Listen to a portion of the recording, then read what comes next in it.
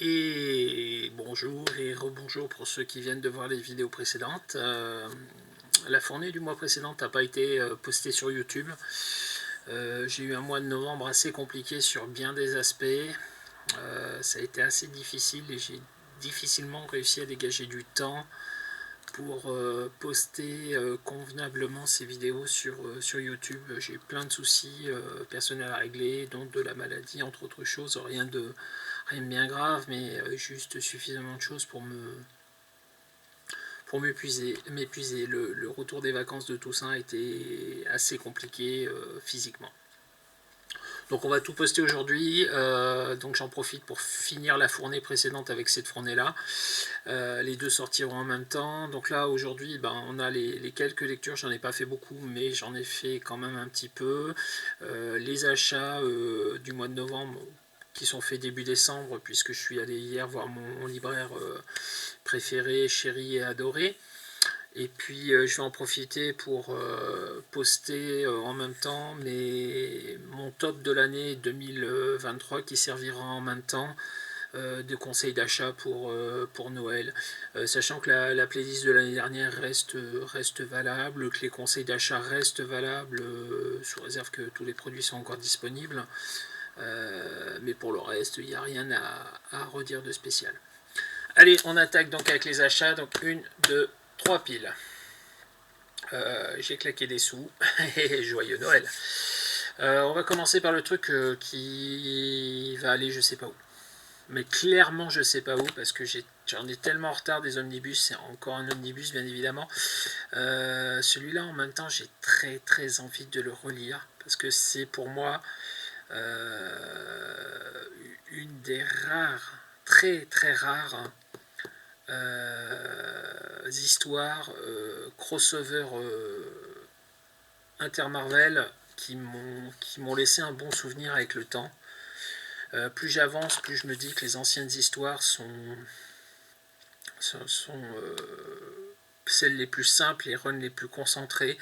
Tout ce qui va devenir dilué à travers de crossover, tout ça me rebute un petit peu. J'ai toujours du mal à finir cet omnibus slow sur lequel j'arrive pas à avancer, j'arrive pas à me motiver. Alors que à l'inverse, le run de Roger Stern ou l'omnibus des Thunderbolts que j'ai fini de lire et dont je vous ferai une review après, je les ai, je vais pas dire dévorés, mais presque. Donc c'est quelque chose que j'ai envie de relire, vraiment, vraiment, vraiment. Mais je pense que quand je vais me lancer, ça va aller très très vite, mais je sais pas quand est-ce que je vais me lancer. Il s'agit bien évidemment du crossover House of M. Donc là aussi un énorme pavé, 1200 et quelques pages, il y a à boire et à manger dedans. Écoutez, on verra bien ce que ça donne. Hein. Qui va aller très bas, pareil, parce que j'en attends pas grand chose. Joe Fixit. Ça fait partie des histoires qui vont avec la vague du moment où on fait revenir des artistes des années 80-90 sur les personnages qu'ils ont écrits à l'époque. Il y a des choses qui à mon avis vont pas valoir le coup. Je suis pas sûr que ça fera partie des choses qui en valent le coup, mais bon, ça reste du Peter David. Le dessinateur c'est Hilde Sinard qui a fait The Marvels, donc avec Kurt Busiek, donc une mini-série en 12 épisodes que je vous conseille absolument. Et pour le coup, le scénariste est bon, le dessinateur est pas mauvais. Est-ce que l'histoire sera à la hauteur des attentes? Je ne suis pas sûr et donc j'en fais pas une priorité de lecture là tout de suite maintenant. Pareil, alors ça c'est Warlock Rebirth, c'est la deuxième mini-série qui va après Silver Surfer Rebirth, toujours fait par Ron Mars et Ron Lim. J'ai pas pris le temps de lire le premier en fait, tout simplement. Tout simplement, j'ai pas pris le temps. Il y a plein de trucs que j'ai en retard et ça en fait partie. J'avais dit que j'arrêterais d'acheter trop de comics, mais j'en achète vraiment trop et j'en ai conscience et il va falloir que je lève le pied. Ça fait partie des réflexions que je vais avoir pour 2024. Mais ça va aller très bas, puisque tant que j'aurai pas lu l'autre, j'aurai pas la possibilité de lire celui-là. Et il y a une troisième série qui existe et qui va sortir. Ça, je l'ai pris pour moi, mais en même temps pour ma femme. Donc les 2 intégrales de Witcher. J'ai commencé à lire les romans. Pareil, je me suis arrêté par manque de temps.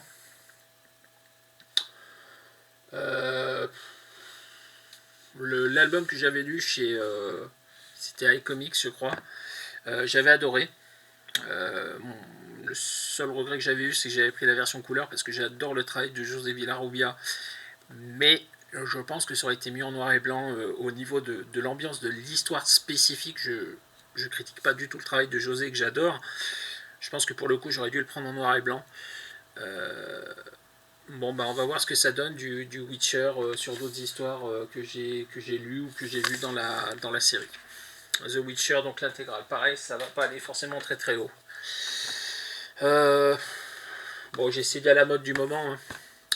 Batman Joker, tout le monde en dit le plus grand bien au niveau graphique. Moi j'aime bien Silvestri au dessin. Les quelques planches que j'ai pu voir ont l'air pas mal. Après, on m'a dit de pas m'attendre à un miracle niveau scénario. Donc c'est pas une urgence. Alors, 1, 2, 3. Les Wildcats. Donc les Wildcats, bon, j'ai un coup de gueule quand même, hein, parce que bon, là on a tout ce qui est Jim Lee et Brandon Choi, donc le début. On a même les épisodes avec Chris Claremont. Ouais. Et puis après on a l'épisode de Travis Charest. On a même le crossover, je crois, avec les épisodes de Silvestri. Mais apparemment, il semblerait qu'il y ait un trou au milieu. Du coup, pourquoi pas tout faire paraître? Bon, c'est de la relecture, hein, c'est des trucs que j'avais lus dans les années 90 que j'avais quand même bien apprécié. Il y a longtemps que j'ai pas jeté un œil dessus. Ça va être l'occasion. Comic Box numéro 2. Pareil, bon, bah ça fait partie des choses pour lesquelles il y aura forcément un soutien de ma part.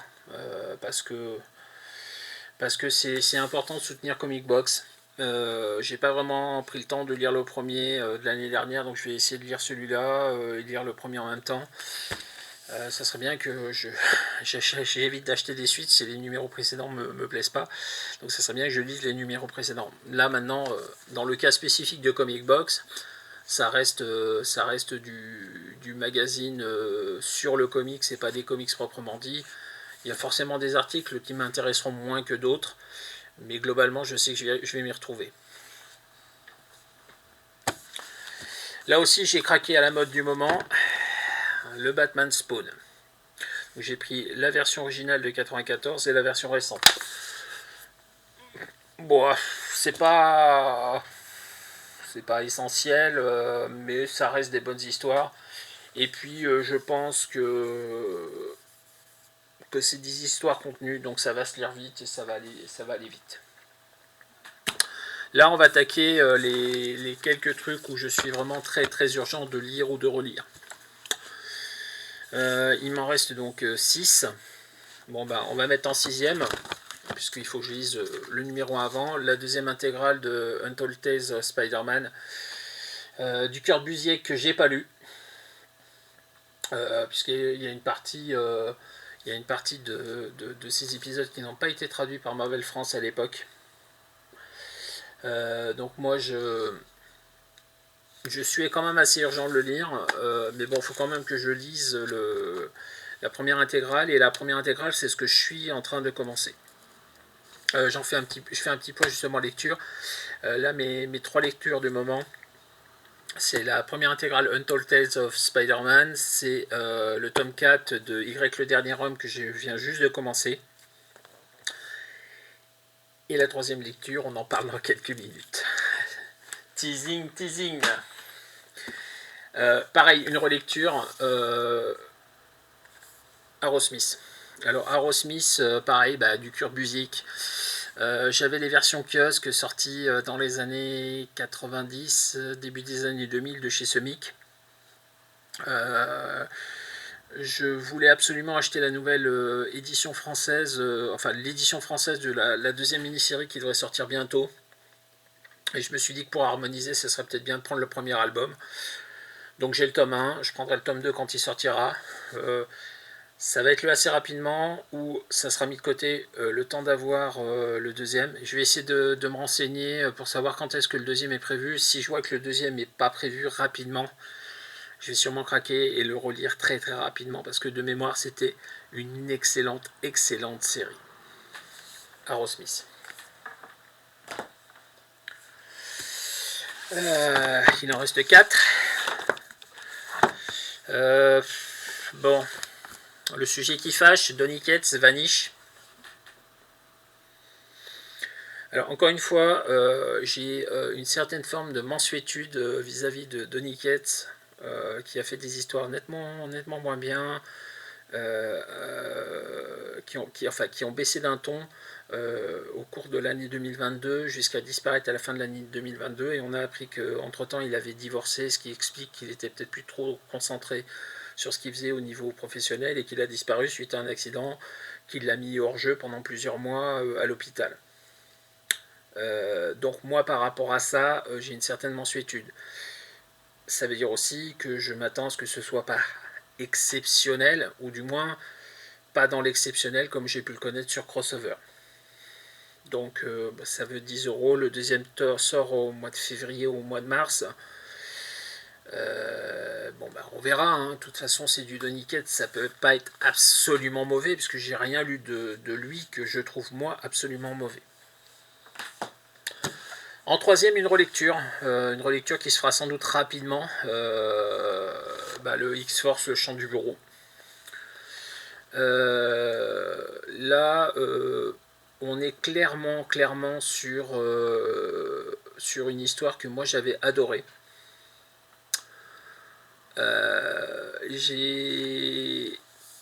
J'ai dans l'idée que je vais repasser un bon moment en relisant ça.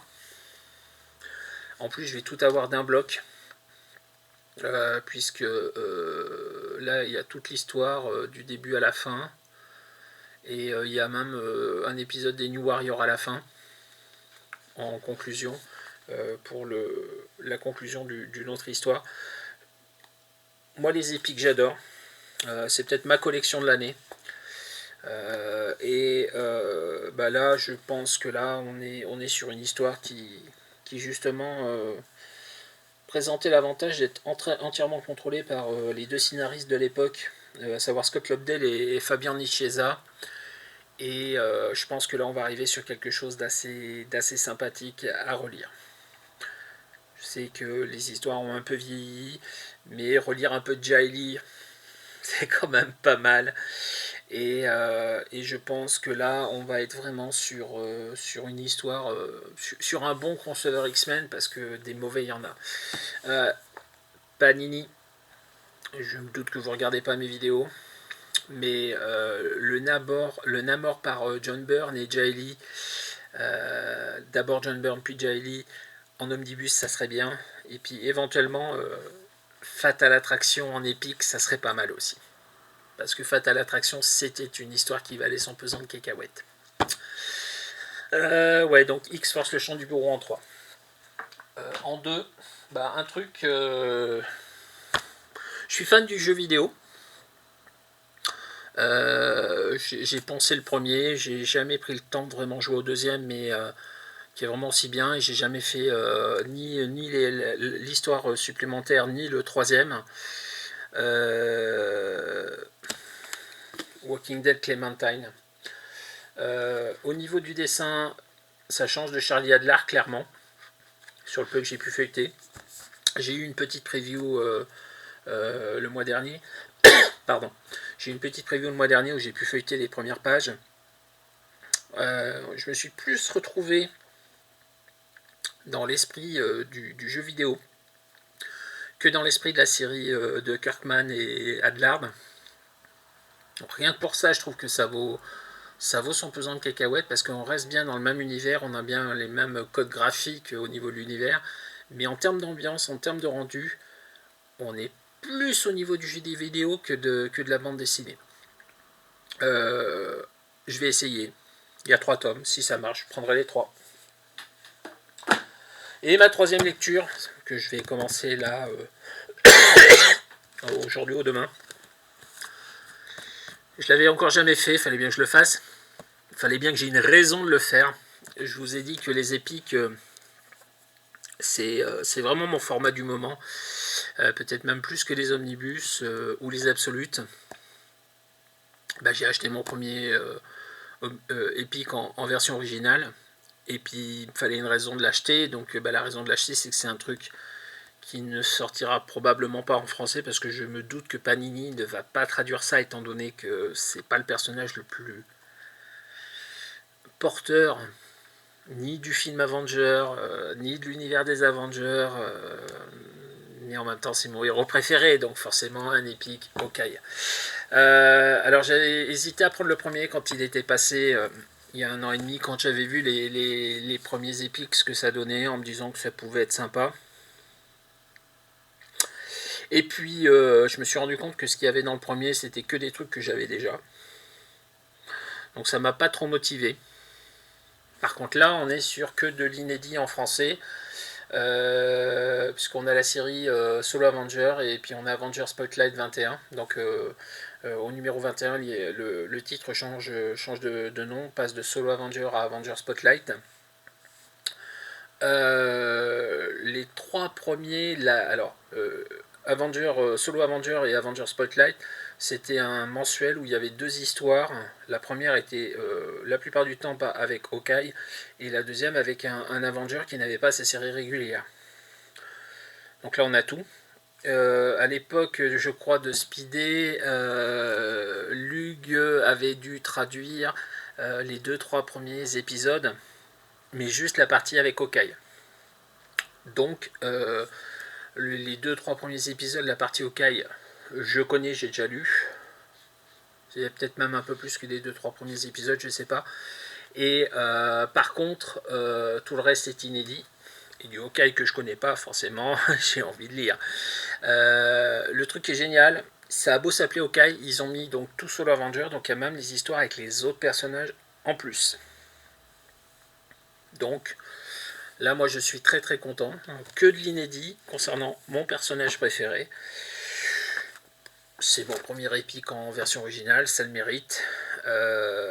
Et donc ça fait partie des 3 lectures que je vais commencer. Voilà pour les achats et futures lectures. On va faire donc maintenant les retours lectures sur le mois qui vient de s'écouler. Je pense que la vidéo sur l'Omnibus Thunderbolts va être très très longue, peut-être probablement une des vidéos les plus longues que je ferai sur cette chaîne. Et puis on fera les conseils de Noël, mon top de l'année qui sera en même temps mes conseils de Noël en achat, et puis voilà, et puis on postera tout ça, et je pense qu'après je ne referai pas de vidéo avant fin décembre, début janvier, je pense, sauf raison inattendue ou inespérée de faire des vidéos. A tout de suite pour la suite.